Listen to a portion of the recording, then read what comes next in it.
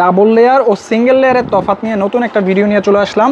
তো আজকে এই জায়গায় দুইটা টাইলস দেখাইতেছি। এই যে একটা কত সুন্দর, দুইটাই কিন্তু ন্যানো পলিশ টাইলস, এই জায়গায় যত্ন পলিশ, বাট একটা টাইলস হলো ডাবল লেয়ার, একটা টাইলস হলো সিঙ্গেল লেয়ার, এবং কালারফুল টাইলসও আছে। এগুলো কিন্তু সব ন্যানো পলিশ। ন্যানো পলিশ বলতে ওই যে দেখছেন লাইটটা রিফ্লেক্ট করতেছে, বাইরের আলোটা রিফ্লেক্ট করতেছে, মানে পুরো টাইলা আয়নার মতন। বাট এই দুইটার মধ্যে কোনটা সব থেকে বেশি স্থায়ী, দীর্ঘস্থায়ী কোনটা হবে?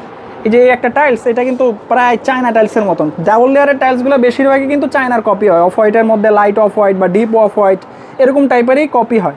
ডাবল লেয়ারের মধ্যে এই একটা টাইলস, আর এই একটা সিঙ্গেল লেয়ারের টাইলস। সিঙ্গেল লেয়ারের টাইলসটাও ন্যানো পলিশ, এই যে ন্যানো পলিশের মধ্যে আয়নার মতন রিফ্লেক্ট করে। বাট কোনটা ডিউরেবিলিটি বা দীর্ঘস্থায়ী লংজিভিটিটা সব থেকে বেশি? টাইলসগুলো একটু উপরে তুললাম। উপরে তোলার কারণটা হলো ডাবল লেয়ার টাইলস কিন্তু উপরের আবরণ দেখা কখনোই বুঝবেন না। এই যে সিঙ্গেল লেয়ারের আবরণ, এগুলো কিন্তু প্রিন্ট টাইপের, অনেকটা ডিজাইনটাকে প্রিন্ট করে। এই যে ডিজাইনটাকে একটু প্রিন্ট করে, উপরে গ্লেজ ম্যাটেরিয়ালস দেওয়া থাকে, এই কারণে গ্লেজ দেয় চকচক করে। যে কোনো টাইলসের উপরে গ্লেজ ম্যাটেরিয়ালসটা দেওয়া থাকে, এই জিনিসটা সহজ হিসাবটা বুঝতে হবে। আর এই যে ডাবল লেয়ারের এলো টাইলসটা দেখতে হবে এই যে দুইটা ভাগ, এই যে দুইটা ভাগ আমার আঙ্গুলের মাঝে। বাট সিঙ্গেল লেয়ারের টাইলসটা দেখেন দুইটা কিন্তু ভাগ নাই, জাস্ট ওই যে উপরে একটা হালকা একটা আবরণ, এই যে দুইটা আবরণ। এই যে দুইটা টাইলস দেখাই, এই যে দুইটা টাইলসের মধ্যে এইটা একটা ডাবল লেয়ার, এই যে একটা সিঙ্গেল লেয়ার। সিঙ্গেল লেয়ার টাইলসটা খেয়াল করছেন, একদম পাতলা একটা আবরণ।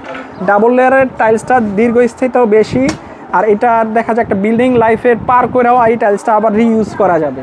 কারণ এইটার লেয়ারটা, এই যে লেয়ারটা দেখতেছেন, এটা ক্ষয় তো অনেক টাইম লাগবে। এটাকে কিন্তু আবার পলিশও করা যাবে চাইলে।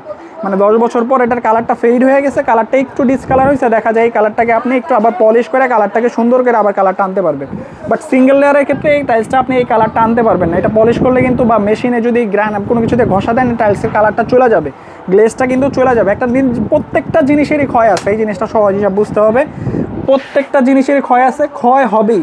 কিন্তু ডাবল লেয়ারের এই যে লেয়ারটা আর সিঙ্গেল লেয়ারের যে পাতলা লেয়ারটা, এই লেয়ারটা কিন্তু মানে ডাবল এই লেয়ারটা কিন্তু ডাবল লেয়ারে ক্ষয় হওয়ার পরও এই কালারটাই থাকে, কিন্তু সিঙ্গেল লেয়ারে এই কালারটা থাকবে না। পুরো পাথর বডি, যেটা হলো পিছনে যে টাইলস, এই যে টাইলসের পিছনের ওই বডিটা চলে আসবে। সিঙ্গেল লেয়ারের টাইলসগুলো এই যে পাতলা একটা আবরণ হয়। এই হিসাব করলে ডাবল লেয়ারটা একটা বিল্ডিংয়ে লাগানোটা সব থেকে বেশি উপযুক্ত। কিন্তু সিঙ্গেল লেয়ারের দামটা কম, এই কারণে, আর দেখতে কালারফুল, অনেক চাকচিক্য, দেখতে সুন্দর। যেমন এই যে ডিজাইনগুলো, চায়না ডিজাইন, এই টাইপের ডিজাইনগুলো মানুষ পছন্দ করে, বা অনেকে আছে এরকম কালারফুল পছন্দ করে, যার যেরকম রুচি আর কি। বাট স্থায়িত্বতার হিসাব করলে সিম্পল সাদা সিধা স্ট্যান্ডার্ড কালারগুলোর মধ্যে ডাবল লেয়ারটা ভালো।